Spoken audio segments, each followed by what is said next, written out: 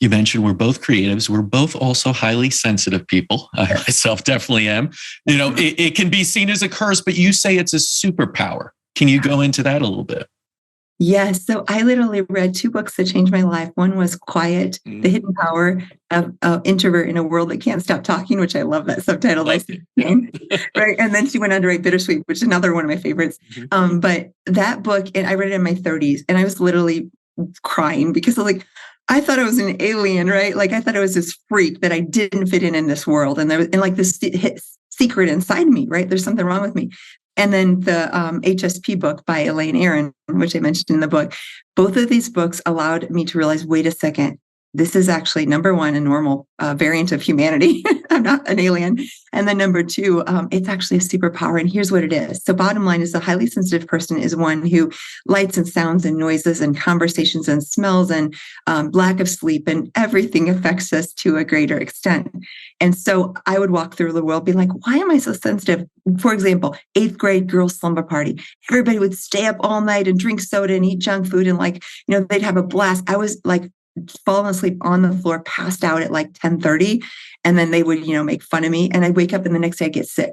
I could not handle a slumber party. And I was like, what is wrong with me? Finally, my mom was like, you can't go anymore, Jill. Every time after the slumber parties, you get sick. That was a clue of my highly sensitive nature, because that amount of loud noise and overnight and no sleep and lots of girls that didn't know, you and I are sensitive to the energy around us.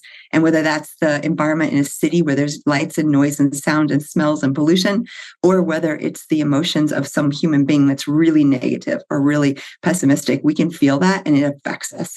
So the gift there is, we actually see details and things in the world. We see patterns that other people miss, because that sensitivity also allows us to see things at a very deep level and understand patterns. I would love to go to a party or a conference or a room and just watch. I bet you do the same. Just watch people, or years ago, the malls, right? And you just watch it, and it's fascinating to me, human behavior, because I'm watching, I bet and I could make all kinds of inferences that were probably right about their relationships, about their health, about all kinds of things. Right. But I'm watching them. I'm watching their behavior. And even this gift in a clinic, when I'm sitting across from a patient, most of the time I'm listening and I'm just watching. And usually an expression, a grimace will allow me to say, oh, tell me more about that. What happened in your childhood?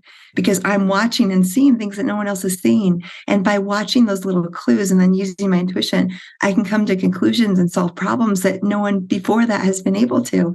And again, I know you can relate. So it really is, as we embrace this, and then the piece of that about embracing it is saying, I'm not an alien. I just need better sleep. I need to take care of myself better. So I go in kind of now with confidence saying, you know what? Sorry guys, I'm out at 10 o'clock. I need to get a good night's sleep. And instead of apologizing for my sensitivity, I'm like, no. It's okay to be high maintenance if you're high performance. That's my favorite line. Right. That's a good one. And it's so true. We have to first care about ourselves and how we're going to give back to the world and understand our own limitations. There's nothing wrong with being highly sensitive, and it is truly a superpower.